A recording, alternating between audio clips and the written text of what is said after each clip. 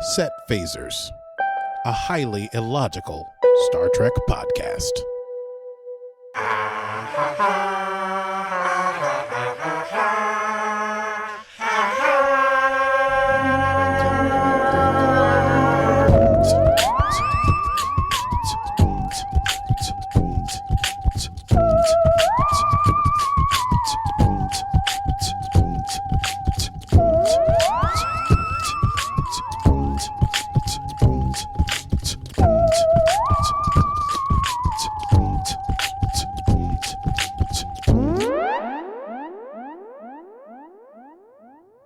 Well, hello, Aki. And hello, Stevie. That is quite a fetching sweater vest you are wearing, my friend. Why, thank you. A cardigan. A button-up jumper, if you will. Yes.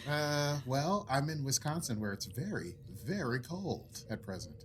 Chilly nilly. I'm literally looking out the window at snow. Our snow is melting back here in New York. What are you Okay, doing in good. Wisconsin? I forget. You had a gig and then you're... I had a gig, and then my sister lives out here in Wisconsin. I'm visiting my sister, her 3 children, and my father, who's been out here for several months. It's a lot of kids. 3 children, yes. I got them up and out the door for school this morning at 6 o'clock. It was Uncle Aki. Oh, that's so brutal. cute. Uncle Aki indeed. So cute.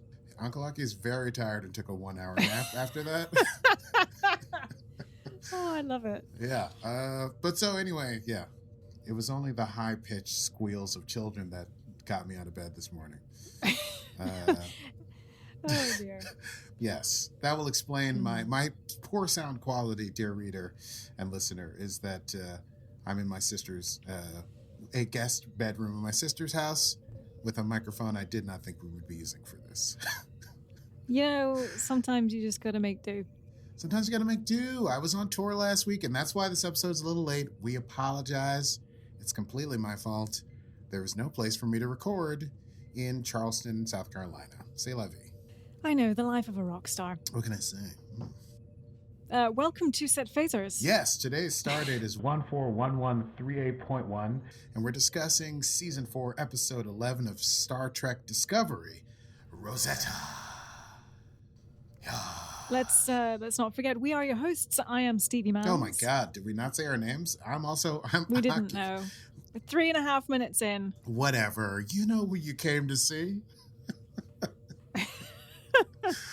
By now, yes, you do.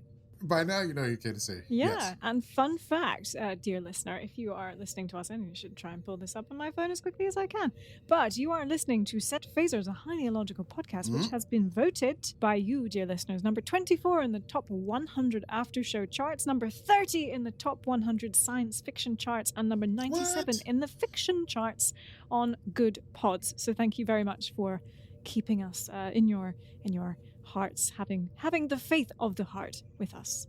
Oh, boy. Tenuous. Yeah, tenuous no, life. hey, listen. Anytime we say faith or heart, we work in faith of the heart. That's a rule on Set Phasers, a highly illogical Star Trek Yep. podcast.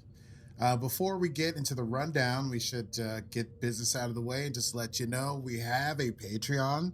It's patreon.com/setphasers. We have many wonderful, wonderful things going on there. But is this the month we're doing this special thing, Stevie? Yes, this is a month where whatever level you join, you'll get all of the access all of the time. Triple A, as they like to call it. And the top... What? Just the way you Is said that A. funny? Triple A. Hey. Yes, you get all of the access all of the time. It sounds so exciting, doesn't it? But you get...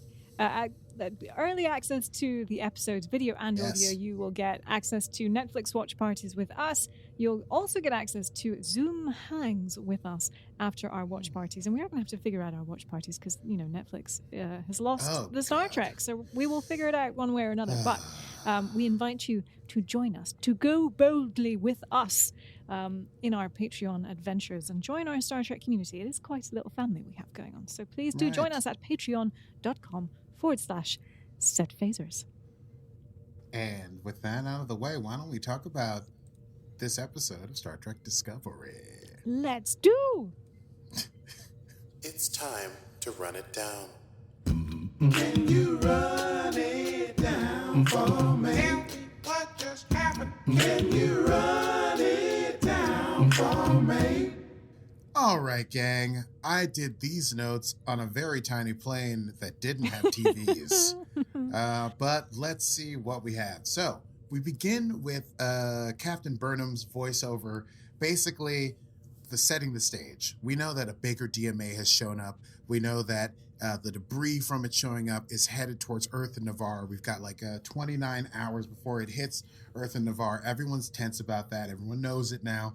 But instead of going directly into the hyperfield, Burnham thinks it is important that they first go to this former gas giant planet that was bombarded by asteroids that maybe was a home planet or has some connection to species 10C. The sun of that planet is surrounded by Dyson rings that are made of the same material as the DMA's controller, and so she thinks it's important that they go down there. She creates an away team to go down to this planet to find some clues on how they can make first contact, like a Rosetta Stone, if you will. It's Lieutenant Commander Detmer piloting, Dr. Kolber, Mr. Saru, and Captain Burnham herself. There's a cute moment where Diratal tells Detmer to, quote, fly good. So perfect. I love that. I know that this will come up in quotable moments, but it was brilliant. Mm-hmm. Very good. Meanwhile, on Book's ship, which I still don't think has a name, Book and Tarka are trying to launch their own plan. So they've got their eyes on Discovery. They don't know exactly what Discovery's going to do. They're trying to get into the hyperfield.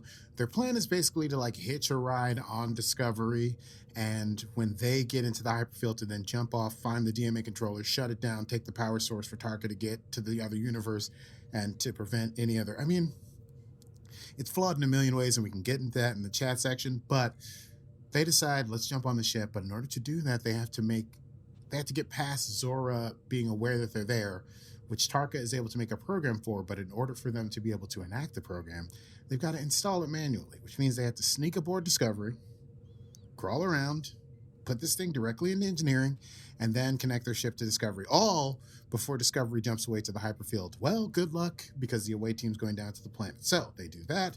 Meanwhile, on Discovery, President Rillick is chewing into Michael because she's sort of like, hey, you and Saru, the captain, and the first officer are going down to this planet. We got 29 hours until the DMA debris hits Earth and everything, and the delegates are completely freaking out on me. And do we really need Saru? And Michael's like, well, Saru's an expert. He knows like 1 billion languages, and I don't know if you saw season 1, but Kelpians run super fast on their backwards feet. And he has like senses that they don't have and stuff. So she convinces the president, hey, go along with my plan. They talk to the delegates. There's mostly people seem to understand. President Torina obviously is Navarrian, so it's not like they're gonna like freak out and be like, no, but they're expressing a sense of urgency. Dr. Harai is his usual sort of uncouth self. He's like, hey, don't screw it up or we all die. And the only issue they have is with General Ndoye of Earth, who basically thinks they should go straight into the hyperfield. Don't be looking around for anthropological evidence, blah, blah, blah, blah, blah. Just get in there and start talking to Species 10C. We only have 29 hours. You got to do it. But Michael promises her that her way will find a way to help them communicate with Species 10C.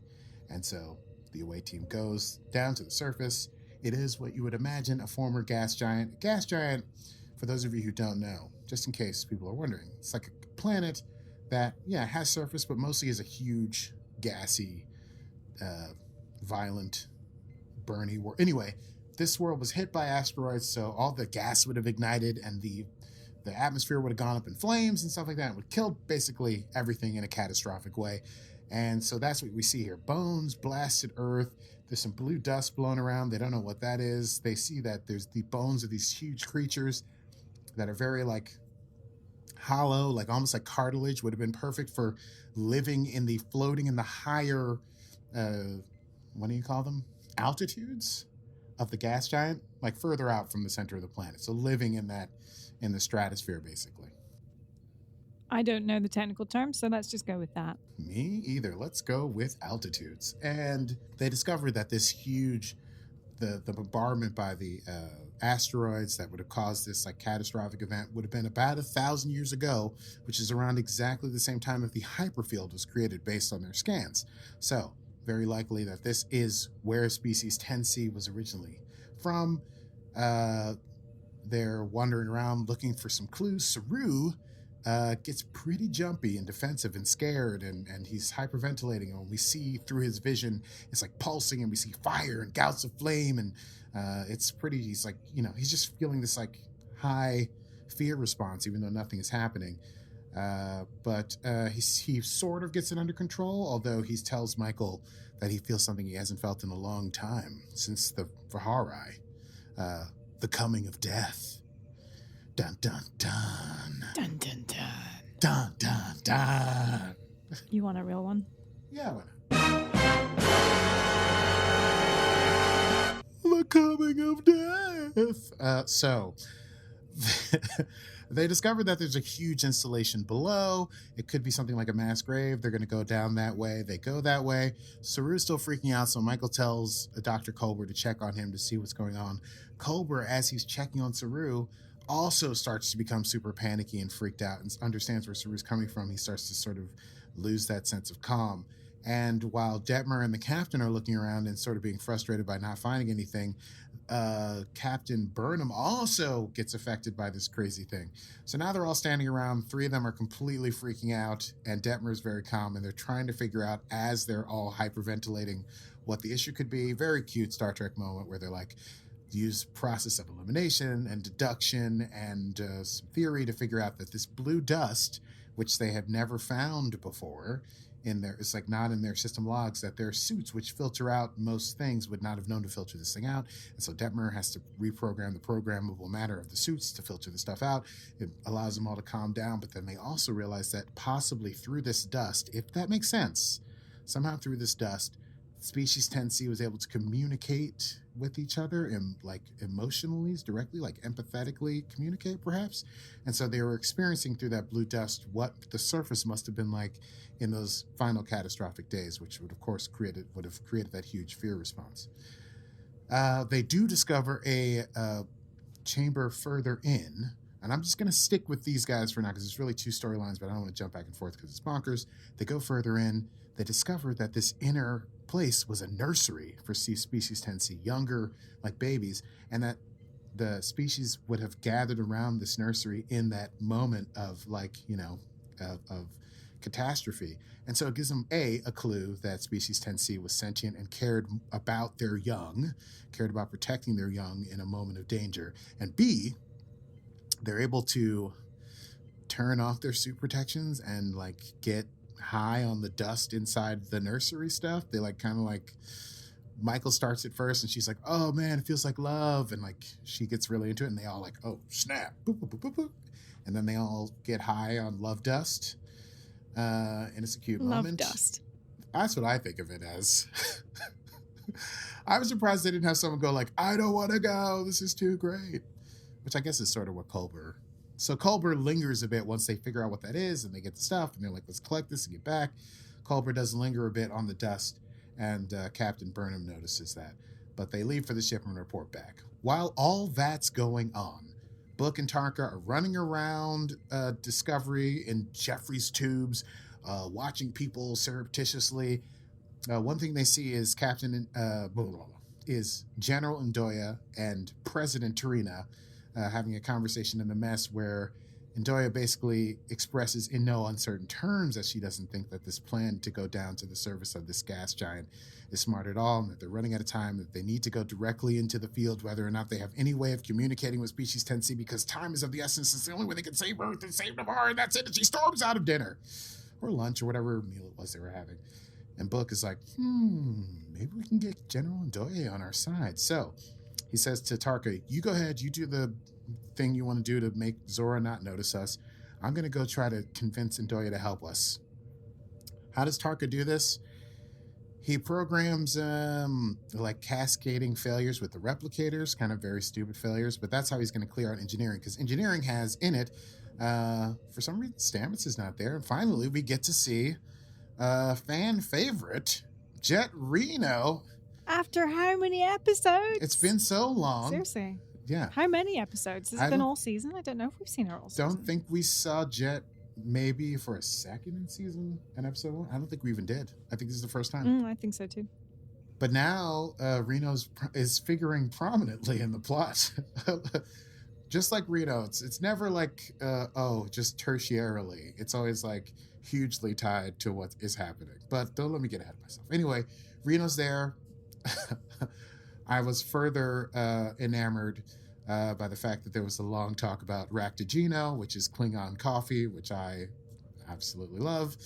And we have a brief moment where Adira basically expresses that they have this admiration for Detmer and would like to be more confident like them, and Reno encourages them to speak to Detmer and not to say that they want to be them because it's creepy. Anyway, Reno's sort of in charge of engineering while things are going on. Tarka does this thing to get people to clear out with Linus. So Linus and Reno go to check on things. Tarka sneaks in. He puts the thing in, but Reno comes back and is wise to this idea. She's like, it's almost like someone's doing this on purpose. And she discovers Tarka in his hiding place.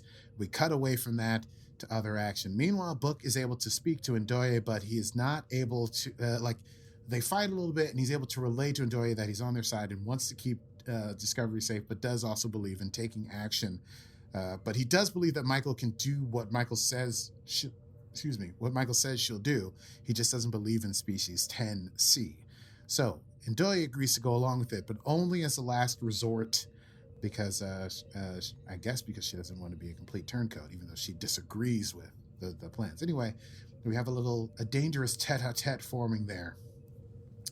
The away team comes back. Stamets informs the diplomats of what's going on.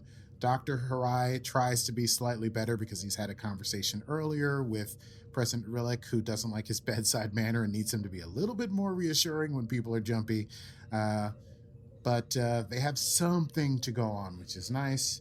Michael has to talk with Culber because she noticed that Culber was a little taken with the love dust. And Culber admits that he had talked to Kovich and had been told about, how he's working too hard and needed to take some time for himself, and then maybe he has some deeper work to do. They all sort of faced like strong emotions, feeling that what was in that love dust in the creche of the planet. But in the end, what really worries Culber is as they theorize, if Tensi is capable of these emotions and these feelings and understanding, and has lost their planet to some outside like catastrophe, what if they are aware of what they're doing and they don't care? What will that mean for communication? And Michael is confident that they will find a way to work it out. Finally, Book, who's been sort of spying on Michael, like in a sort of creepy, sort of lovely way, jumps back to the ship. Tarka's like, hey man, how'd it go? He's like, it went great. And Book walks up to Tarka, only to discover that Tarka has taken Reno hostage as they are on the bottom of Discovery flying into the hyperfield. And that is where we end episode 11, season 4 of Star Trek Discovery, entitled Rosetta. Woohoo! Woohoo, let's chat about it. Let's do it. I say, darling, let's do a quick chat about that. Yes, let's do. Well, Quite a lot happened, I suppose, didn't it? We're starting to come upon species 10C. all hell's gonna break loose, right? Mm-hmm. So how big do you think they are? Well, they seem like they're pretty freaking big. And listen, That creche thing was quite small. It looked like their babies were little. yeah, but from humble beginnings, not unlike this podcast. Am I right? I guess I have to put aside my theory that it's Lorca. Thank you. Yeah, he's probably not About a big time. flying, big boned gas giant Lizard monster. insect thing. But it could be. Okay, it's not him. Oh God, don't. Come on, we're beyond the realms of ridiculous now. You know, they did let slip with the. Anyway, the next episode we're going to meet Species 10C, right? I hope so. So we'll see if they care and if they can be communicated with and how this dust works or whatever. Do you think though that the reveal of Species 10C will be a letdown now that we've had almost an entire series not seeing them? A bit like, I mean, Osira was quite good. I will say that was still quite a good reveal, but I don't know how Tensi will live up to what they've built up. I'm curious. Well, 10C has to be a highly advanced, giant balloon reptile species living inside of a hyperfield that surrounds a star and several planets. So it could be super dope. I don't know. I have high hopes as well. But I don't think 10C is going to be an enemy. They might be. But I think 10C is going to be either they're unaware of what they were doing, or they, I don't know. I feel like there could be like a machine that's in charge that they didn't realize, or I don't know. I don't know if this is going to connect to some backstory, but I think it'll be an interesting connection with, trying to speak to 10C. And maybe President Rillick and Dr. Harai will shine a bit in that, figuring out how to communicate. But I do feel like the real climax is going to come from Book and Tarka. Like, Book would not try to do this, but Tarka wants the controller. He's trying to get home. He's driven. He's fanatical. So there's no way he doesn't care about first contact. Those two things are working in complete opposition to one another. So Tarka is going to go for it no matter what. So I just feel like it's just going to end in tears for somebody. Oh, yes. That's a given. And I think that Tarka conflict is really going to come to a head once we meet Species 10C. Yeah, I really hope. Yeah. I'm not even going to speak my direst fears into reality. I just hope we all make it. We all live happily ever after.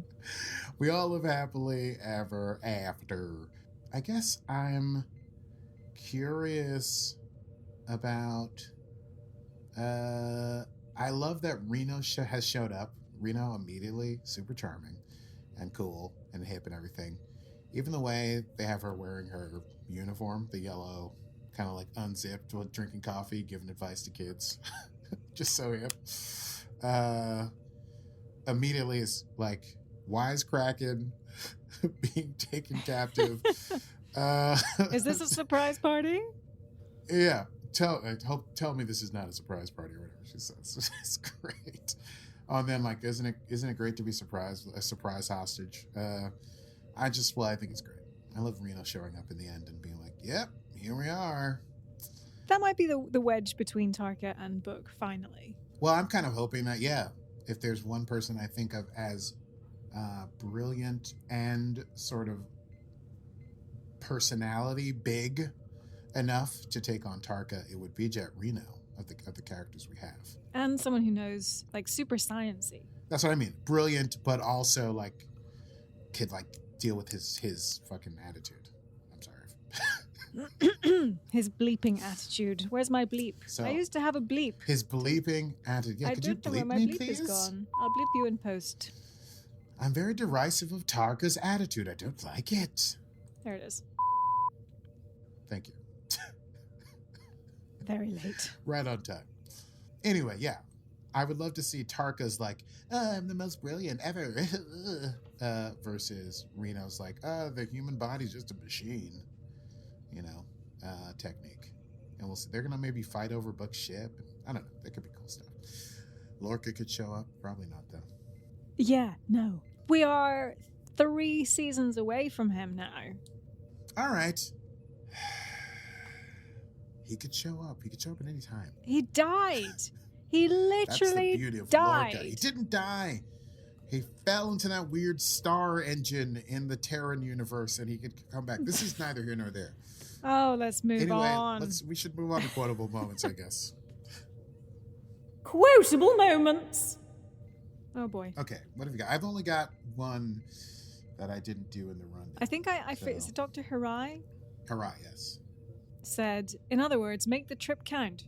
Don't screw it up. Yes, and that's why like the that. president had to pull him aside. Rein and him say, in. We need to talk about your bedside manner. And that cool moment with the crossword puzzle.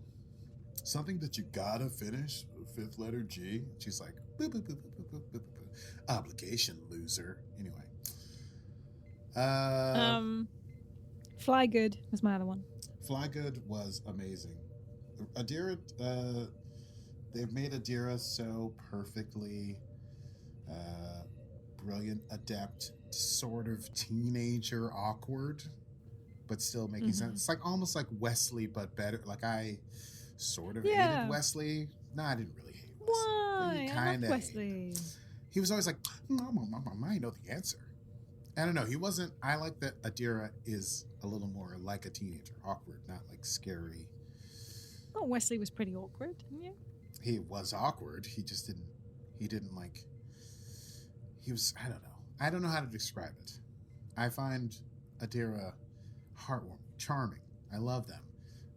And Wesley, I was always like, okay. I think it's cool that there's a super smart genius kid, but I was never like really, really into Wesley.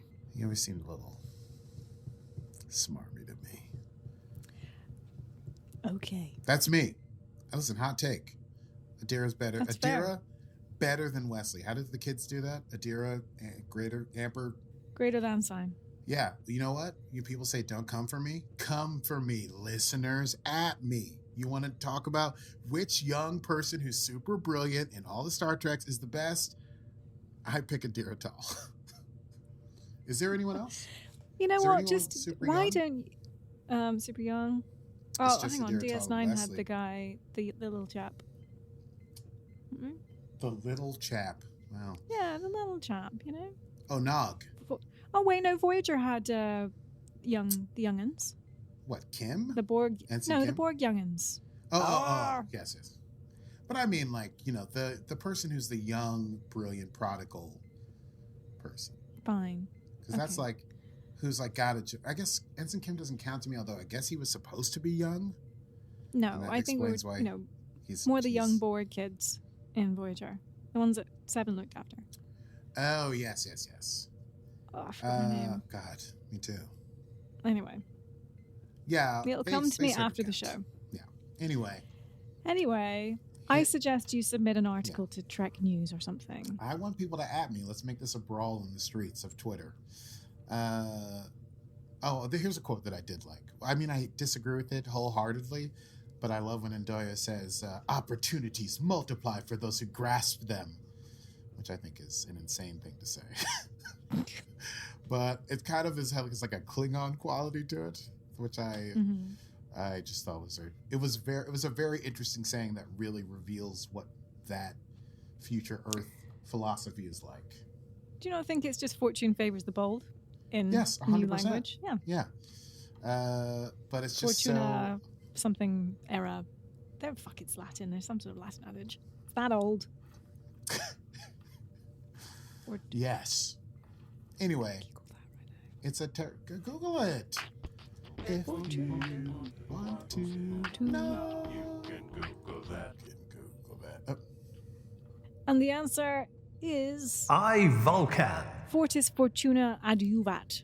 Adjuvat. Adiuvat. Anyway, shall we move on to Trek News? Trek News. Trek News. News from around the galaxy.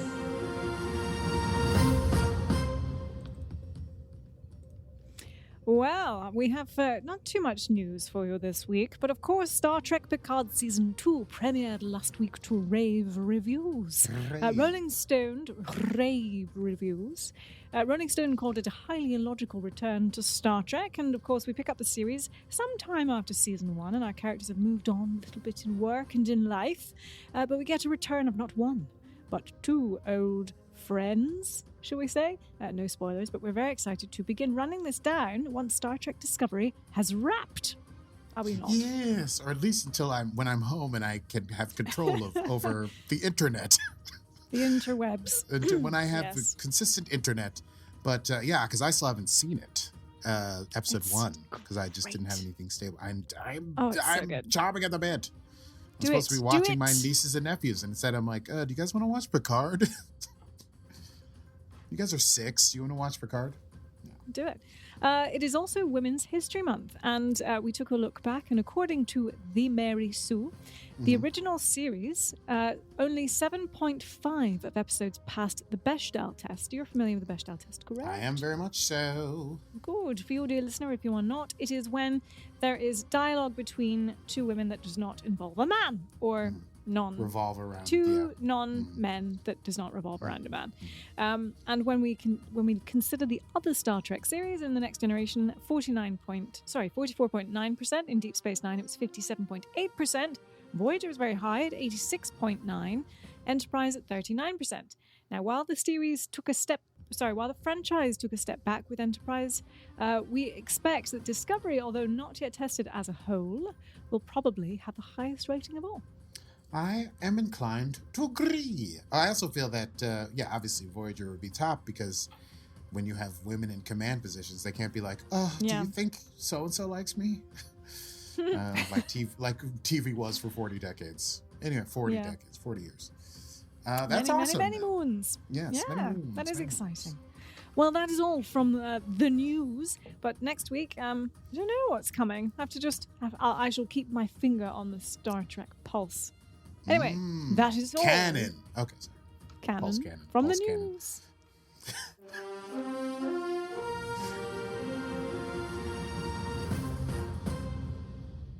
Gotta love that outro. Anyway, I think it's time for next time.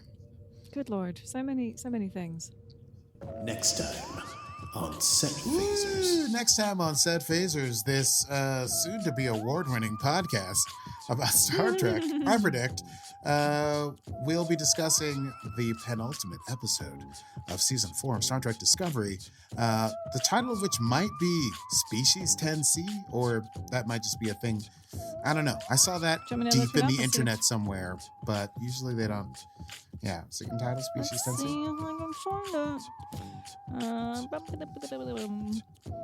it. Not titled currently, as far as I can see. All right. I don't trust the source from where I got this information. It was sort of like a sketchy Star Trek blog.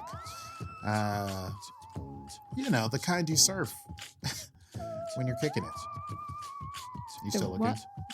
Yeah, I am still looking. Sorry. Anyway, next week we will watch and discuss the penultimate episode of Star Trek Discovery's 4th season. It's going to be very exciting. Thank you very much for those of you listening. You can catch us every Monday, except when we're late, like this episode is, wherever you get podcasts from. What? Late? Who? Us? And yes, please rate and subscribe if you get the chance wherever you do so we can drive more listeners to our pod. Yeah, give us a rating if you would, or a review if you like. A review. Review. Yes, of course we are. Excuse me. Of course we are Star Trek. No, we're not. Of course we are Set Phasers. Fuck. Of course we are. I wish we were Star Trek. Oh, fuck. Of course we are. Patreon.com/setphasers if you want to join us. To go boldly for community things, joining us for Zoom hangs, Netflix watch parties, early access, and more. That is patreon.com/setphasers. Don't forget to follow us on all of the things. We are Set Phasers Podcast and Set Phasers on Facebook and the old Instagram. And I think that is it from us. Yes, I think you actually covered it. Of course, meme game strong. Stevie, make it do what it do. We can't wait to hear from you. Please sign up for that Patreon. So certainly this month we'll be watching an episode, and we do a little Zoom hang afterwards, which was super fun that we inaugurated last month. So I think this will be super cool. Yeah. We helped Aki choose his new glasses. I might have new glasses to try on. I might have more frames. Oh, good. Well, we look forward to that whenever we do that. Well, until next time, I am Stevie Mans. And I am gonna fly good. And this has been Set Phasers, a highly illogical Star Trek podcast. Computer. End program.